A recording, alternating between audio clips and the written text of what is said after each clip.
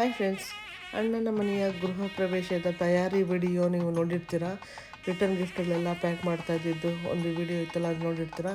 ಇದು ಮಾರನೇ ದಿನ ಹೋಮಗಳೆಲ್ಲ ನಡೆಯುವಂತಹ ಒಂದು ಕಾರ್ಯಕ್ರಮ. ಎಲ್ಲರೂ ರೆಡಿಯಾಗಿ ಹೋದ್ವಿ.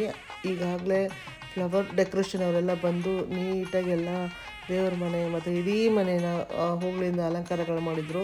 ಪುರೋಹಿತಗಳೆಲ್ಲ ಬಂದಿದ್ದರು. ವಾಸ್ತು ಚಕ್ರ, ಸುದರ್ಶನ ಚಕ್ರ ಮತ್ತು ಗಣಪತಿ ಚಕ್ರಗಳು ರೂಮ್ಗಳಲ್ಲೆಲ್ಲ ಬಿಡಿಸಿ ಅದಕ್ಕೆ ಮಾರನೇ ದಿನ ಆದ ಒಂದು ಗೃಹ ಪ್ರವೇಶದ ಒಂದು ಸಿದ್ಧತೆಗಳನ್ನು ಮಾಡ್ಕೊಳ್ತಾಯಿದ್ರು. ಎಲ್ಲ ಕಳಶಗಳು ಮತ್ತು ಎಲ್ಲ ತಯಾರಿಗಳೆಲ್ಲ ಮಾಡ್ಕೊಳ್ತಾಯಿದ್ರು.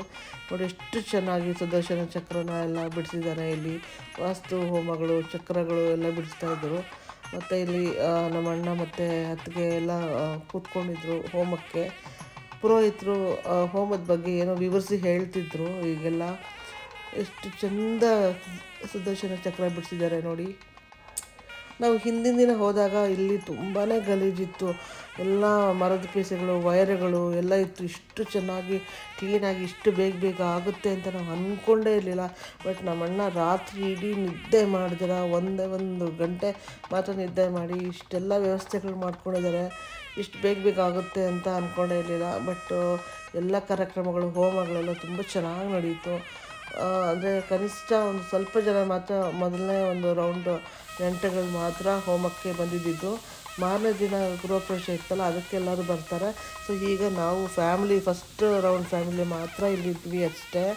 ಹೋಮಗಳೆಲ್ಲ ತುಂಬ ಚೆನ್ನಾಗಿ ನಡೀತು. ಕಥೆ ಸಮೇತ ಎಲ್ಲ ನಡೆಸಿದ್ರು.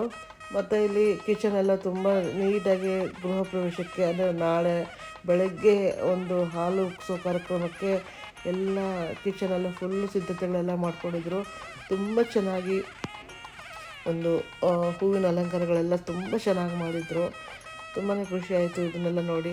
ಮತ್ತು ನಾಳೆ ಬೆಳಗ್ಗೆಗೆ ತಯಾರಿ ಮಾಡ್ಕೋಬೇಕಲ್ವ. ಸೊ ಹಾಗಾಗಿ ನೋಡಿ ಇದೆಲ್ಲ ಅಲಂಕಾರಗಳೆಲ್ಲ ಚೆನ್ನಾಗಿ ಮಾಡಿದರು. ನೋಡೋಕ್ಕೆ ಖುಷಿ ಆಯಿತು. ಇನ್ನು ನಾಳೆ ವಿಡಿಯೋ ನಾಳೆ ಹಾಕ್ತೀನಿ ಫ್ರೆಂಡ್ಸ್. ಬಾಯ್.